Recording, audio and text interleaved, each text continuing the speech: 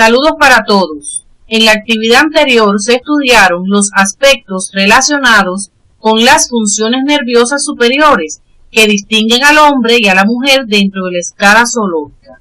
En esta actividad comenzaremos el estudio de las características morfofuncionales principales de las meninges y los vasos encefálicos y espinales, la barrera hematoencefálica, el sistema ventricular y el líquido cerebroespinal, las cuales resultan necesarias para profundizar en el conocimiento de la organización y funcionamiento del sistema nervioso.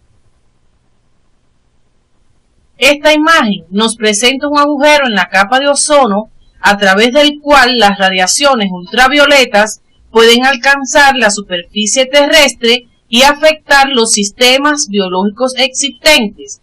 ¿Se han preguntado alguna vez cuáles son las capas que envuelven al encéfalo y la médula espinal para protegerlos de agresiones externas? El estudio de estos contenidos les permitirá explicar las características morfofuncionales de las meninges, así como los principales territorios de irrigación y drenaje de cada uno de los principales vasos encefálicos y espinales, además de interpretar la importancia de la barrera hematoencefálica y del conocimiento del sistema ventricular encefálico y sus relaciones con el espacio subaracnoideo, así como la importancia del líquido cerebroespinal a través del estudio de las características morfofuncionales de cada uno. El mesénquima que rodea el tubo neural forma la meninge primitiva, cuya capa externa se engruesa y constituye la dura madre. Las células de las crestas neurales se mezclan con el mesénquima de la capa interna de la meninge primitiva y forman la aracnoides y la pía madre. De esta forma quedan constituidas las meninges, organizadas en capas de tejido conectivo que brindan protección al encéfalo y la médula espinal, conjuntamente con las estructuras óseas y el líquido cerebroespinal. De la superficie a la profundidad se denomina dura madre, aracnoides y pía madre. Estas, al igual que los vasos sanguíneos encefálicos y espinales, constituyen elementos morfológicos imprescindibles para la integridad morfofuncional del sistema nervioso, por su participación en la fijación, protección y nutrición de las distintas porciones del sistema nervioso central. Las meninges topográficamente se dividen en encefálicas y espinales, pero mantienen continuidad morfológica y deben de estudiarse de conjunto. La alta incidencia de las afecciones de las meninges, el sistema ventricular encefálico y los vasos sanguíneos en distintas etapas de la vida hace muy pertinente su estudio para la formación médica. La dura madre está constituida por tejido conectivo denso y se dispone en estrecha relación con el periósteo de los huesos del cráneo. Está fuertemente adherida a la base del cráneo y con menor firmeza a la bóveda, lo que hace a la zona calvárea vulnerable a la formación de acúmulos de sangre entre ella y la dura madre, los que se denominan hematomas epidurales. En la imagen que se observa, en la que se ha levantado parte de la pared ósea del cráneo, puede verse el recorrido de la arteria meningea media en la superficie de la dura madre. Esta disposición favorece su susceptibilidad a formar hematomas en esta zona durante los traumas craneales. La dura madre a nivel encefálico está caracterizada por formar expansiones que sirven de tabiques de separación y al mismo tiempo fijan y protegen las grandes partes del encéfalo. Entre los hemisferios cerebrales por encima del cuerpo calloso está la hoz del cerebro, que contribuye a mantener los hemisferios cerebrales en su posición. Entre el cerebelo y los lóbulos occipitales del cerebro se encuentra la tienda del cerebelo. Otros tabiques de menor significación son el que cubre y da fijación a la hipófisis, denominada diafragma de la silla turca, y la hoz del cerebelo. Otra característica distintiva de la duramadre encefálica es la presencia de un sistema de conductos de paredes rígidas llamados senos venosos, a través de los cuales circula la mayor parte de la sangre venosa del encéfalo hacia las venas yugulares internas. Los senos venosos más pequeños desembocan en otros de mayor calibre y así sucesivamente hasta llegar al seno transverso, que tiene un diámetro notable. Estos senos lateralmente y a través de los senos sigmoideos drenan la mayor parte de la sangre venosa de la cabeza hacia las venas yugulares internas antes mencionadas. Uno de los senos más importantes es el seno cavernoso, que está situado a ambos lados de la silla turca del esfenoides. Un corte frontal del mismo nos permite observar en su interior a los 3 nervios motores oculares y al ramo oftálmico del trigémino en su trayecto hacia la órbita, además de la arteria carótida interna en su porción intrapetrosa. Los accidentes que se producen a este nivel pueden afectar no solo la circulación de sangre por el seno, sino también al funcionamiento de las estructuras anatómicas relacionadas. Es importante profundizar en estos contenidos porque en ocasiones la parálisis de un nervio motor ocular está traduciendo una trombosis del seno cavernoso u otro cuadro de gravedad para la vida del paciente. La imagen que se presenta corresponde a un corte frontal por la técnica de resonancia magnética en la región de la silla turca. Esta permite apreciar con toda claridad la presencia de la arteria carótida interna y de los nervios motores oculares a nivel del seno cavernoso de la duramadre. En el estudio independiente se podrán precisar los nombres propios de los distintos senos y su localización en el espesor de la duramadre. La duramadre espinal es continuación de la duramadre encefálica. Tiene una organización más simple y está separada de la superficie interna del canal vertebral por un espacio que será estudiado posteriormente. La membrana meningea, que ocupa una posición intermedia, se denomina aracnoides.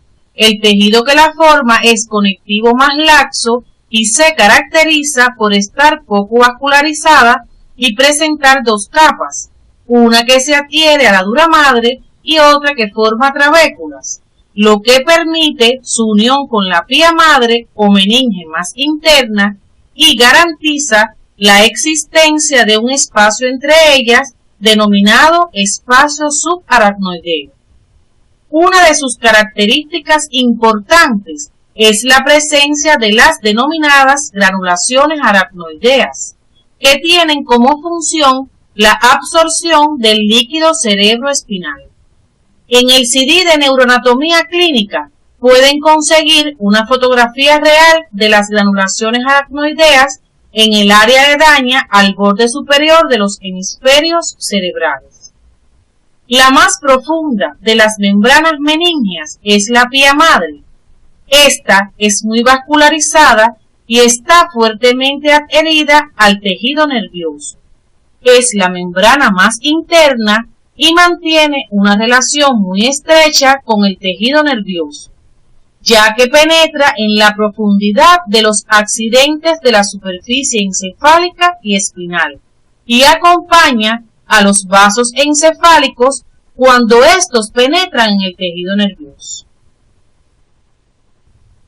Entre las distintas membranas meningeas se forman espacios de interés para la práctica médica. El espacio epidural, que solo existe a nivel espinal entre la duramadre y la superficie interna de las vértebras. Está ocupado por vasos sanguíneos y tejido adiposo, y su extremo craneal se cierra cuando la duramadre se fija firmemente a los bordes del agujero magno del hueso occipital, característica que debe ser tomada en la aplicación de anestesia epidural. El espacio subdural se encuentra entre la dura madre y la aracnoides, tanto a nivel encefálico como espinal. Y el espacio subaracnoideo está situado entre la aracnoides y la pía madre y contiene líquido cerebroespinal. Este último presenta ampliaciones localizadas en forma de cisternas en la cara inferior del encéfalo y por debajo del extremo inferior de la médula espinal. El líquido cerebroespinal es particularmente abundante a nivel de las cisternas encefálicas y espinal. Sobre su importancia, puedes profundizar en tu estudio con las orientaciones que se te ofrecen. Como quiera que el tejido nervioso es uno de los más susceptibles a sufrir daño por diferentes agentes, es muy importante que todos los mecanismos de defensa garanticen la protección de su célula fundamental. En este caso, nos referimos a las neuronas, células que carecen de la propiedad de dividirse. Recordemos que ellas, una vez que se originan, se diferencian y se especializan, y nunca más vuelven a dividirse. De ahí la necesidad de protegerlas. Además de las membranas meníngeas, el tejido nervioso dispone de otros mecanismos de protección, dentro de los cuales se destaca la barrera hematoencefálica, la que está constituida por el conjunto de estructuras que se interponen entre la sangre de los capilares y el tejido nervioso. Sus componentes son endotelio continuo del capilar tipo 1, membrana basal continua del capilar tipo 1 y el pie del astrocito. En el esquema se observa cómo se disponen los componentes de la barrera hematoencefálica. Especial atención merecen los astrocitos, cuyos pies, en contacto directo con los capilares, son un componente fundamental de la barrera hematoencefálica. El sistema ventricular es un conjunto de cavidades de diferentes formas definitivas y capacidad, localizadas en el interior de diferentes estructuras encefálicas, que han quedado como resultado de las transformaciones de las cavidades de las vesículas cerebrales. El sistema ventricular está formado por los ventrículos laterales situados en la profundidad de los hemisferios cerebrales, el tercer ventrículo situado en el diencéfalo entre los tálamos ópticos y el cuarto ventrículo situado entre el cerebelo y el tronco encefálico. Están llenos de líquido cerebroespinal producido por unas formaciones vasculares especiales llamadas plexos coroideos, localizados en su interior.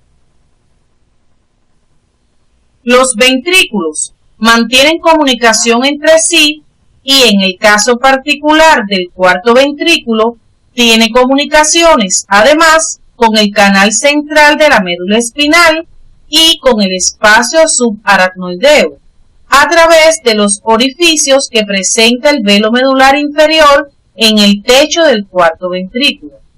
La existencia de estructuras productoras de líquido cerebroespinal dentro de los ventrículos, las comunicaciones entre ellas y con el espacio subaracnoideo, y la existencia de las granulaciones aracnoideas relacionadas con los senos venosos antes estudiados son condiciones suficientes para explicar la circulación constante del líquido cerebroespinal. La circulación del líquido se produce libremente entre el espacio subaracnoideo encefálico y espinal, lo que confiere al espacio subaracnoideo una gran importancia para la práctica médica en general, por sus comunicaciones con el sistema ventricular del encéfalo y su fácil acceso a través de la punción lumbar. Los desequilibrios entre la producción y reabsorción del líquido o el estrechamiento o cierre de las comunicaciones entre los ventrículos traen consecuencias negativas para la integridad morfofuncional del sistema nervioso y requieren de atención médica especializada. Cuando estos defectos ocurren antes del nacimiento, ocasionan fenómenos muy negativos para las estructuras nerviosas que es posible diagnosticar intraútero a través de técnicas imagenológicas. La imagen demuestra la dilatación de los ventrículos laterales de un feto portador de una acumulación de líquido cerebroespinal, conocida como hidrocefalia. En el capítulo de cerebro del CD de Neuroanatomía Clínica podrás conseguir información complementaria en este sentido. Como has podido ver, las membranas meníngeas y el líquido cerebroespinal juegan un papel fundamental en la protección de las estructuras del sistema nervioso central, pero este requiere como su principal prioridad de una adecuada irrigación. Para ello, las estructuras encefálicas disponen de dos fuentes arteriales, que son las arterias carótidas internas y las arterias vertebrales, las que se integran en la base del encéfalo en la formación del círculo arterial cerebral. Las características morfofuncionales del líquido cerebroespinal deben profundizarlas en el estudio independiente. Las dos fuentes arteriales de irrigación de las estructuras encefálicas son la arteria vertebral y la carótida interna. Las arterias vertebrales, ramos de la segunda porción de la arteria subclavia, penetran en la cavidad craneal a través del agujero magno y se dirigen al surco bulboprotuberancial, donde se unen formando la arteria basilar, por lo que constituyen el sistema vértebro-basilar. En su recorrido, las arterias vertebrales desprenden ramas arteriales para la parte más próxima de la médula espinal, la médula oblongada y parte del cerebelo. La arteria basilar desprende ramos que irrigan el puente y parte del cerebelo y termina bifurcándose a nivel del surco pontopeduncular en las arterias cerebrales posteriores. El territorio de distribución encefálico de este sistema arterial vértebro-basilar debe ser profundizado en el estudio independiente según se orienta en el CD. El sistema carotídeo está formado por las arterias carótidas internas, ramos de las arterias comunes o primitivas. Estas arterias penetran en la cavidad craneal por los agujeros carotídeos externos en la base del cráneo, recorren la porción petrosa del hueso temporal y aparecen en la cavidad craneal por los agujeros carotídeos internos, primero dentro de los senos cavernosos de la dura madre a los lados de la silla turca y posteriormente en el interior de la cavidad craneal. De estos troncos arteriales parten varias ramas arteriales, señalaremos como las más importantes las arterias cerebrales medias como continuación directa de las carótidas y las arterias cerebrales anteriores. En la cara inferior del encéfalo, por delante del tronco encefálico, se produce el encuentro e integración de dos sistemas arteriales, el vértebro basilar y el carotídeo. Esta unión se establece a través del círculo arterial cerebral. Este círculo permite la redistribución adecuada de la sangre arterial que entra a la cavidad craneal por ambos sistemas, a través de las arterias cerebrales, las que se ramifican abundantemente, dando ramos corticales y medulares que alcanzan las estructuras profundas de los hemisferios cerebrales, permitiendo la formación de anastomosis entre sus ramos terminales, en las zonas límites entre sus territorios. En el cuadro podemos ver cómo está constituido.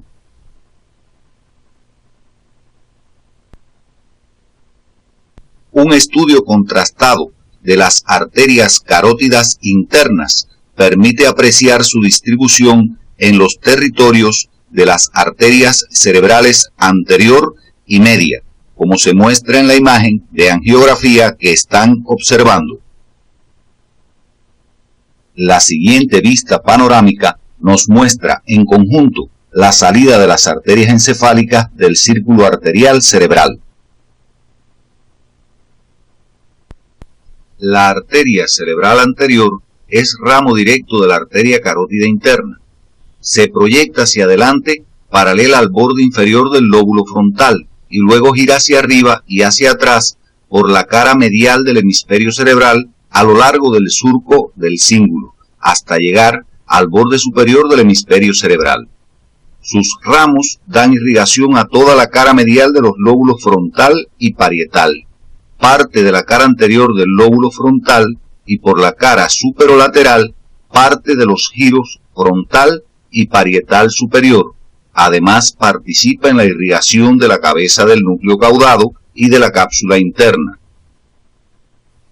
La arteria cerebral media, con una trayectoria en dirección lateral a través del surco lateral, alcanza la cara superolateral de los hemisferios cerebrales y distribuye ampliamente por los giros frontales, inferior, medio y superior, los giros temporales superior y medio, y los giros parietal, inferior y superior. Participa también en la irrigación de los núcleos caudados, amigdalino, claustro, putamen y pálido, las cápsulas interna, externa y extrema y lóbulo de la ínsula. La imagen ilustra la distribución central de las arterias cerebrales medias.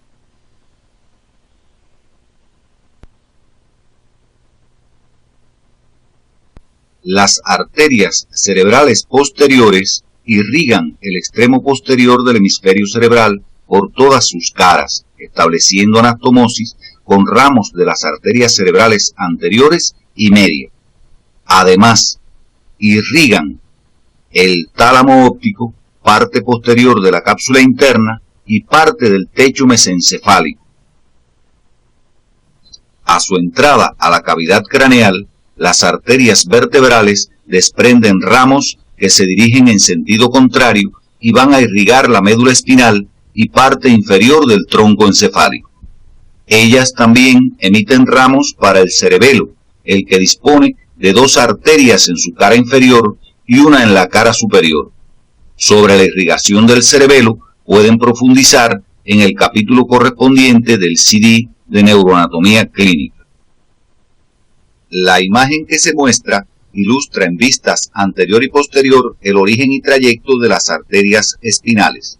Es necesario enfatizar, por su importancia, en la forma en que estos vasos son abastecidos a intervalos por vasos segmentarios.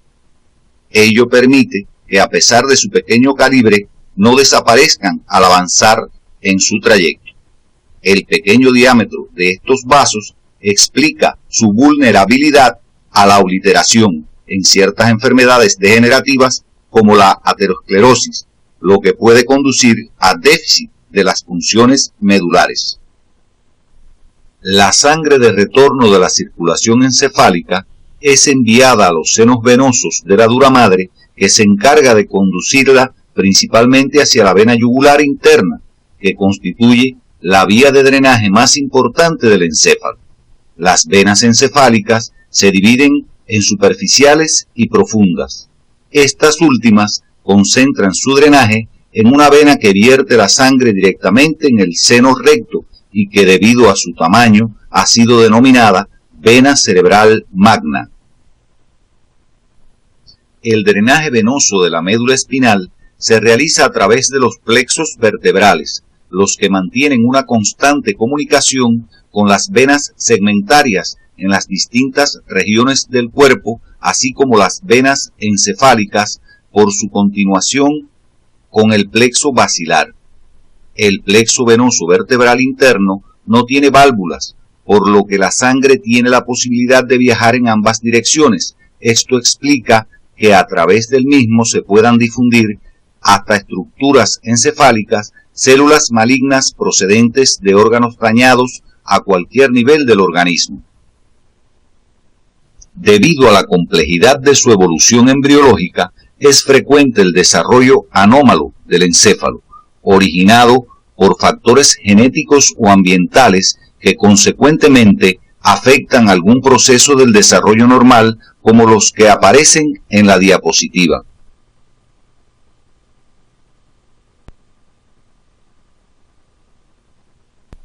La anencefalia o exencefalia. Esta grave malformación se debe a falta de cierre del neuroporo anterior o porción más cefálica del tubo neural. Como consecuencia, no se forma bóveda craneana y el tejido encefálico queda expuesto sufriendo degeneración. Esta malformación común e incompatible con la vida puede diagnosticarse prenatalmente por ecografía fetal y por elevar la alfa-fetoproteína en sangre materna y líquido amniótico. El consumo de ácido fólico antes y durante el embarazo puede prevenir en un 70% estos casos. La hidrocefalia es una malformación debida al deterioro de la circulación y absorción del líquido cerebroespinal y, en ciertos casos poco frecuentes, al aumento de producción de este líquido por un adenoma del plexo coroideo. La causa más común es una estenosis congénita del acueducto cerebral, impidiendo la circulación del líquido cerebroespinal hacia el cuarto ventrículo, lo que provoca una dilatación de los ventrículos laterales que presiona el encéfalo contra los huesos de la bóveda. Dado que en vida prenatal y en el lactante las fisuras fibrosas no están fusionadas, se expande el encéfalo y aumenta la circunferencia cefálica. Esta malformación puede tener diagnóstico prenatal por ecografía. Diversas malformaciones se producen por defectos en la diferenciación y crecimiento de los hemisferios cerebrales. La holoprosencefalia, malformación grave y relativamente frecuente, se debe a factores genéticos y ambientales. La diabetes materna y teratógenos como el alcohol pueden destruir células del plano medio del disco embrionario en la tercera semana y afectar la formación del prosencéfalo. Por lo general, esto causa anomalías faciales. En la microcefalia, la bóveda craneal y el encéfalo son pequeños, pero el tamaño de la cara es normal. Múltiples defectos pueden cursar con macrocefalia, entre ellos la hidranencefalia, malformación en la que el tronco encefálico se encuentra relativamente intacto y el resto del encéfalo está lleno de líquido cerebroespinal y ausencia de los hemisferios cerebrales, como se observa en la resonancia magnética que están observando.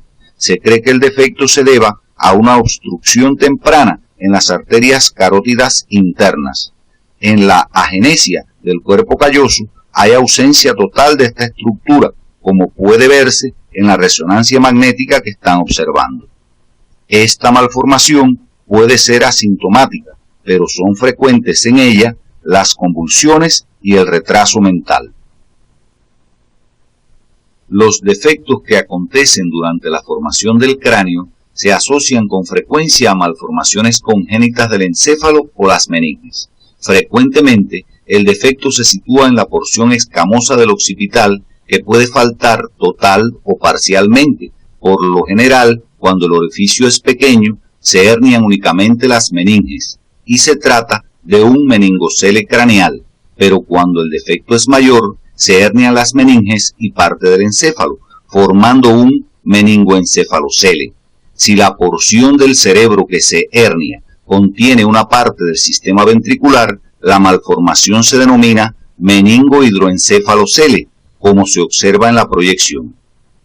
El grado de déficit neurológico depende de la extensión de la lesión y los tejidos comprometidos.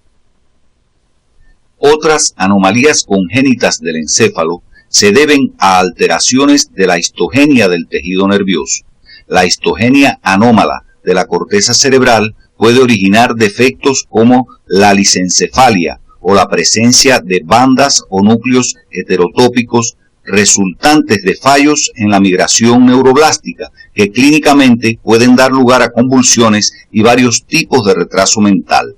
En la imagen se aprecia heterotopia periventricular en el cerebro parietal, como indica la flecha, producto de neuroblastos que no lograron migrar y se diferenciaron en neuronas a ese nivel.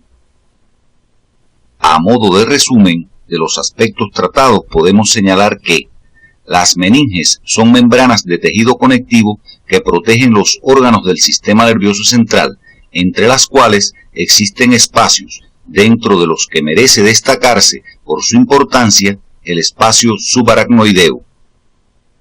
Los principales vasos arteriales encefálicos parten del círculo arterial cerebral, el que a su vez se constituye a partir de los sistemas vértebro-basilar y carotídeo. La barrera hematoencefálica está constituida por la pared del capilar continuo y el pie del astrocito, y participa de forma importante en la protección de las estructuras del sistema nervioso central. Las cavidades de las vesículas cerebrales primarias forman el sistema ventricular encefálico, por donde circula el líquido cerebroespinal producido por los plexos coroideos de los ventrículos, el que sale también al espacio subaracnoideo encefálico y de allí al espinal hasta alcanzar los senos venosos de la dura madre, donde es filtrado a través de las paredes de las granulaciones aracnoideas. La distribución cortical de cada una de las arterias encefálicas garantiza el adecuado funcionamiento de los diferentes centros corticales sensitivos y motores. Sus ramos centrales irrigan las estructuras blancas y grises situadas profundamente. Debido a la complejidad de su evolución embriológica, es frecuente el desarrollo anómalo del encéfalo originado por factores genéticos o ambientales. En el día de hoy hemos estudiado un tema de mucha importancia en la práctica médica.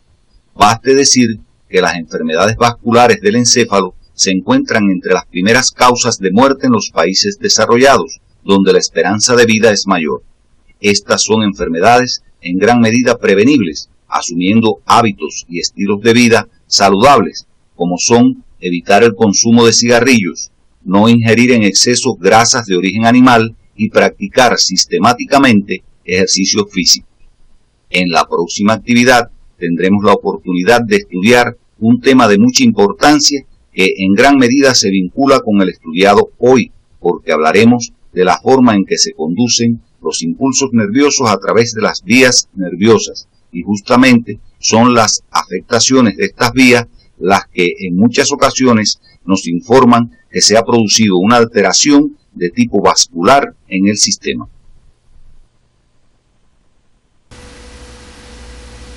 La producción de grandes cantidades de dióxido de carbono por parte de muchos países industrializados favorece el sobrecalentamiento de la atmósfera y genera un efecto invernadero con cambios significativos en las condiciones de vida en la Tierra. Cuidemos nuestro planeta de la misma manera que las meninges y los vasos sanguíneos protegen y aseguran el funcionamiento del sistema nervioso.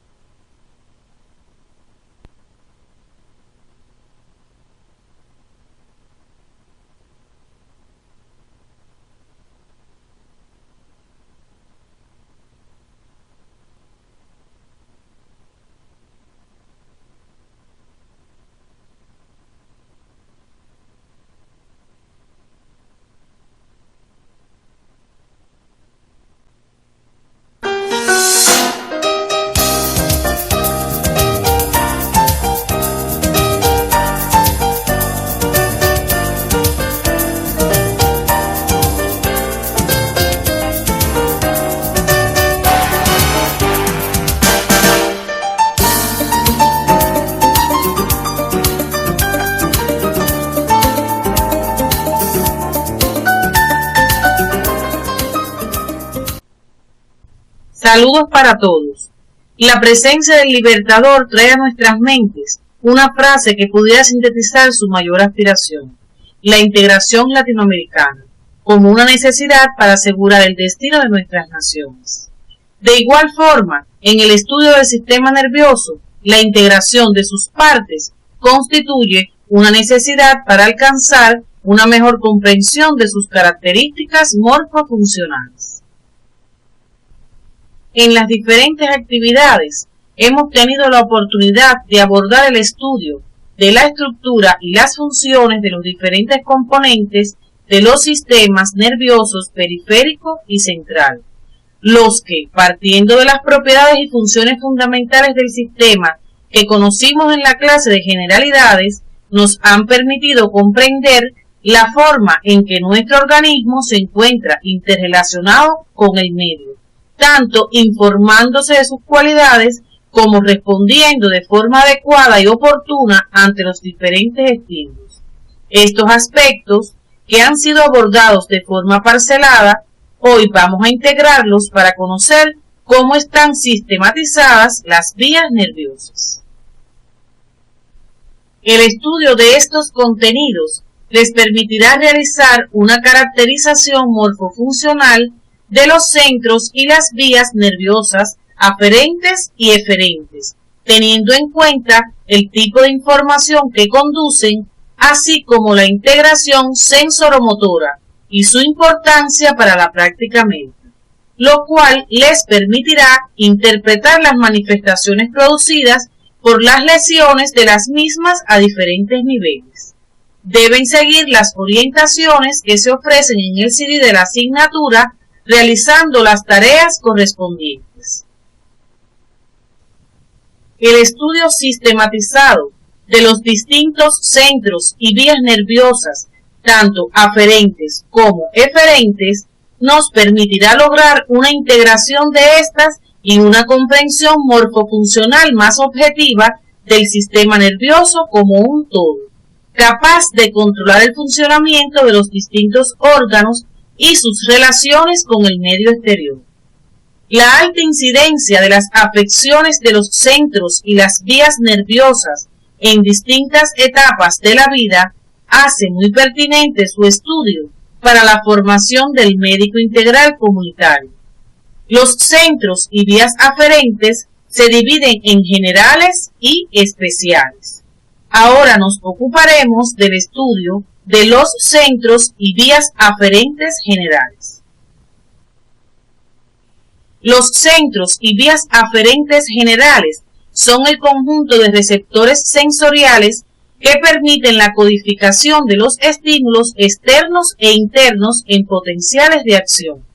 Además, las fibras y agrupaciones neuronales a través de las cuales se conducen los impulsos nerviosos en dirección centrípeta, y las distintas áreas corticales en las cuales se efectúan las funciones de análisis, síntesis e integración de la información. Las diferentes modalidades sensoriales generales son conducidas y procesadas por los centros y vías aferentes. Estas se clasifican como los de la propioceptividad consciente y táctil discriminativa, el tacto superficial, dolor, temperatura y presión, y la propioceptividad inconsciente.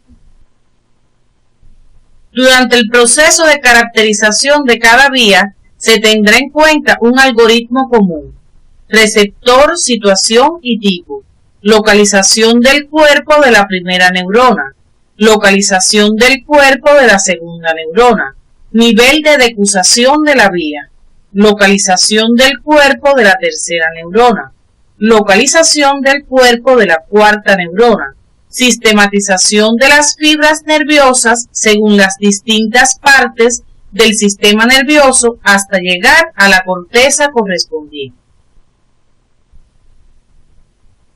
En la imagen se representa la vía de la propioceptividad consciente y táctil discriminativa. Los receptores para estos tipos de estímulos cuentan con una abundante distribución espacial. Se localizan en la piel y las distintas estructuras del sistema osteomio articular, es decir, los músculos, tendones, cápsulas articulares y ligamentos, todos relacionados con la prolongación periférica de la primera neurona, localizada en los ganglios sensitivos, tanto espinales como craneales, según la región corporal.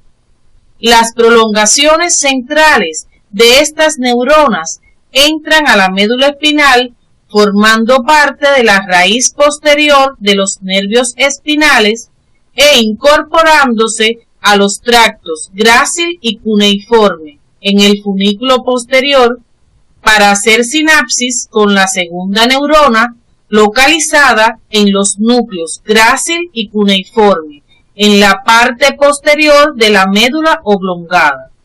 Los axones de las segundas forman el tracto bulbotalámico o lemnisco medial, el que cruzan la línea media y llega al núcleo ventroposterolateral del tálamo.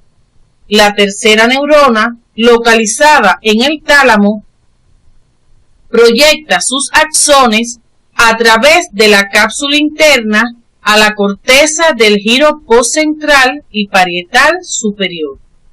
Esta vía cuenta con fibras mielínicas gruesas de tipo A-alfa y A-beta, capaces de transmitir los impulsos a altas velocidades, circunstancia que, unida a la abundante distribución espacial de sus receptores y su amplia representación cortical, le permiten transmitir y procesar la información que da lugar a sensaciones finas o discriminativas, como por ejemplo las vibraciones. La organización de esta vía en la región cefálica tiene particularidades, ya que su primera neurona está situada en el ganglio trigeminal. Sus prolongaciones se extienden hasta el núcleo mesencefálico del trigémino, donde se encuentra la segunda neurona, cuyas prolongaciones se dirigen hasta el núcleo ventroposteromedial del tálamo, donde se localiza la tercera neurona, la que envía los impulsos hasta el pie del giro postcentral.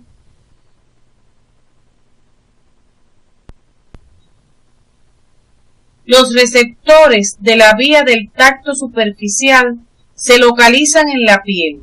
Su distribución espacial es mucho menor que los de la vía anterior y están relacionados con las prolongaciones periféricas de las primeras neuronas, localizadas en los ganglios sensitivos espinales y craneales. Las prolongaciones centrales de estas neuronas entran a la médula espinal y el tronco encefálico y hacen sinapsis con las segundas neuronas localizadas en los cuernos posteriores y en el núcleo sensitivo principal del trigémino localizado en el puente. Los axones de las segundas neuronas localizadas en los cuernos posteriores cruzan la línea media por la comisura blanca de la médula espinal 2 o 3 segmentos por encima del nivel de entrada y forman el tracto espinotalámico anterior en la parte más anterior del funículo lateral, hasta llegar, después de recorrer el tronco encefálico, al núcleo ventroposterolateral del tálamo, donde se localizan las terceras neuronas de la vía. Por su parte, los axones de las segundas neuronas, localizadas en el puente, se incorporan al lemnisco trigeminal y se extienden hasta el núcleo ventroposteromedial del tálamo. Los axones de las terceras neuronas, localizadas en el tálamo, pasando por el tercio posterior del brazo posterior de la cápsula interna, se proyectan a la corteza del giro postcentral, donde se encuentra la cuarta neurona. La vía cuenta con fibras mielínicas relativamente finas que transmiten información a velocidad de solo 40 metros por segundo, lo que, unido a la menor distribución espacial de sus receptores y a una menor distribución cortical, determina la poca capacidad de discriminación para este tipo de sensibilidad. Los receptores para las modalidades de dolor, temperatura y presión se localizan principalmente en la piel, relacionados con las prolongaciones periféricas de las primeras neuronas, localizadas en los ganglios sensitivos espinales y craneales. Las prolongaciones centrales de estas neuronas entran en la médula espinal y el tronco encefálico y hacen sinapsis con las segundas neuronas localizadas en los cuernos posteriores para la médula espinal y en el núcleo sensitivo espinal del trigémino para la cabeza. Los axones de las segundas neuronas localizadas en los cuernos posteriores de la médula espinal cruzan la línea media por la comisura blanca 2 o 3 segmentos por encima del nivel de entrada y forman el tracto espinotalámico lateral en el funículo lateral, inmediatamente por detrás del espinotalámico anterior. Se proyectan hacia arriba y después de recorrer las distintas porciones del tronco encefálico, llegan al núcleo ventroposterolateral del tálamo. Los axones procedentes del núcleo espinal del trigémino se incorporan al lemnisco trigeminal, cruzan la línea media y llegan al núcleo ventroposteromedial del tálamo. Los axones de las terceras neuronas localizadas en el tálamo se proyectan a la corteza del giro postcentral. Las características de sus fibras deben ser revisadas de forma independiente en los contenidos de dolor de la actividad orientadora número 7. Los receptores de la vía de la propioceptividad inconsciente están localizados en las estructuras del sistema osteomioarticular. Las primeras neuronas se localizan en los ganglios sensitivos espinales y craneales. Las segundas neuronas se localizan en los cuernos posteriores de la médula espinal y sus axones siguen 2 trayectorias independientes. Unos, sin cruzar la línea media, se incorporan al funículo lateral formando el tracto espinocerebelar posterior o directo, situado por detrás del espinotalámico anterior. Estos axones, a través de los pedúnculos cerebelares inferiores, alcanzan el cerebelo.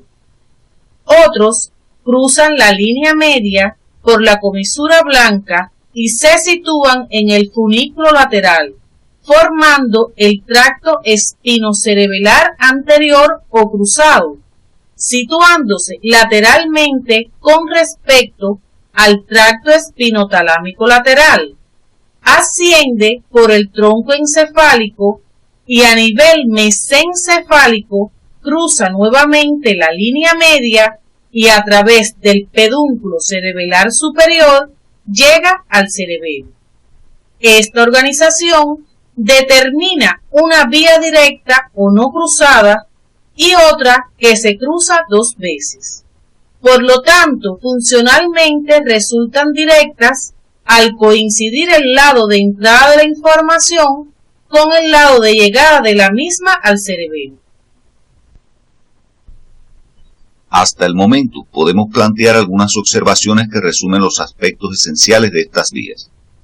Las vías aferentes generales tienen su primera neurona en los ganglios sensitivos espinales o craneales en correspondencia con las regiones corporales. Las vías aferentes generales tienen su segunda neurona en los cuernos posteriores de la médula espinal o en la médula oblongada y en núcleos sensitivos del tronco encefálico. En las vías nerviosas aferentes generales que alcanzan la corteza cerebral, los axones de las segundas neuronas cruzan la línea media y en consecuencia la información nerviosa llega al hemisferio cerebral del lado contrario. Los axones de las terceras neuronas desde los núcleos talámicos hacia la corteza cerebral del lóbulo parietal pasan por el tercio posterior del brazo posterior de la cápsula interna. La proyección de los axones de las terceras neuronas hacia la corteza cerebral se realiza ordenadamente, de manera que la información procedente de las partes caudales del cuerpo llega a la parte superomedial del lóbulo parietal y aquella procedente de las estructuras más craneales alcanza la parte inferior del giro postcentral. Esta sistematización se representa esquemáticamente en el homúnculo sensitivo y forma parte del código que permite la discriminación espacial, o sea, la localización corporal de los estímulos. La función motora involucra diferentes áreas de la corteza cerebral y del cerebelo. numerosos núcleos de sustancia gris de la subcorteza, el tronco encefálico y la médula espinal, así como distintos nervios craneales y espinales, a través de los cuales se establecen las relaciones con los órganos efectores. Según sus características organizativas y funcionales, los centros y vías nerviosas motoras pueden dividirse para su estudio en dos grandes partes: la vía motora voluntaria o piramidal y la involuntaria o extrapiramidal. Los centros y vías motoras voluntarias son un conjunto de áreas corticales relacionadas con los núcleos motores somáticos del tronco encefálico y la médula espinal, que a través de las fibras motoras somáticas de los nervios craneales y espinales provocan la contracción voluntaria de la musculatura esquelética en las distintas partes del cuerpo. La vía motora voluntaria está integrada por dos tipos de neuronas: una neurona cortical o central, que algunos denominan superior, localizada fundamentalmente en la quinta capa de la corteza cerebral del giro precentral, y una segunda, o periférica, también denominada vía terminal común por recibir tanto los impulsos voluntarios como involuntarios, situada en los núcleos motores somáticos de la médula espinal y del tronco encefálico. Los axones de las primeras neuronas se proyectan hacia la profundidad del hemisferio cerebral, adoptando una distribución en abanico llamada corona radiada, ocupando la rodilla de la cápsula interna y los 2/3 anteriores del brazo posterior de la misma. En dirección caudal, estas fibras se organizan en dos tractos: uno que se extenderá hasta los núcleos motores somáticos de los nervios craneales, formando el tracto córtico-nuclear, y otro que alcanzará los núcleos motores de los cuernos anteriores de la médula espinal en forma de tracto córtico-espinal.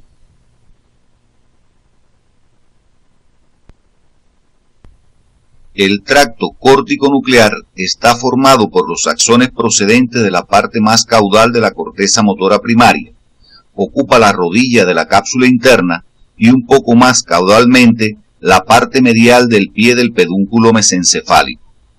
Algunas fibras cruzan al lado contrario y se dirigen a los núcleos motores somáticos de los nervios craneales a diferentes niveles del tronco encefálico, mientras que el resto llega a los núcleos del mismo lado, con la excepción de la parte inferior del núcleo motor somático del nervio facial y el núcleo del nervio hipogloso, que solo reciben fibras contralaterales. Este hecho tiene significación para la práctica médica en la interpretación de los resultados del examen físico de los nervios craneales.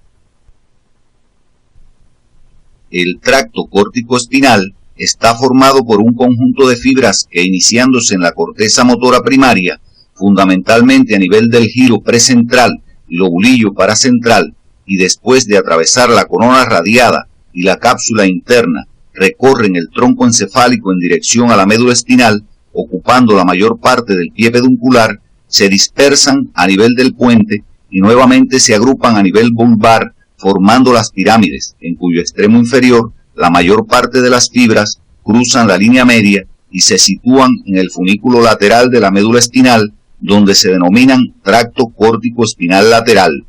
Algunas fibras continúan por el funículo anterior del mismo lado, denominándose tracto córtico-espinal anterior. Las fibras terminan haciendo sinapsis en las neuronas de los núcleos motores somáticos de los cuernos anteriores de la médula espinal. Sobre estas neuronas actúan también, como veremos más adelante, impulsos motores extrapiramidales.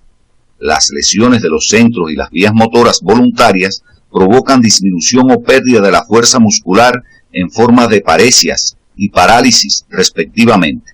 Si la lesión se localiza en la neurona superior, se dice que es central, y si se localiza en la neurona inferior, entonces es una lesión periférica. Deben profundizar en las manifestaciones por lesión de estas neuronas siguiendo las orientaciones que aparecen en el CD de la asignatura. El sistema motor extrapiramidal participa en el control del tono muscular, la postura, el equilibrio corporal y los reflejos. Tiene diferencias morfofuncionales con respecto al sistema motor piramidal. Incluye áreas más extensas de la corteza cerebral, interviene en el control motor involuntario y está integrado por una secuencia mayor de neuronas localizadas a diferentes niveles del sistema nervioso. La primera, o cortical, se localiza en zonas extensas de los lóbulos frontal, parietal, temporal y occipital. Sus axones se proyectan hacia los núcleos subcorticales, particularmente caudado y putamen, en los cuales hacen sinapsis con segundas neuronas de la vía.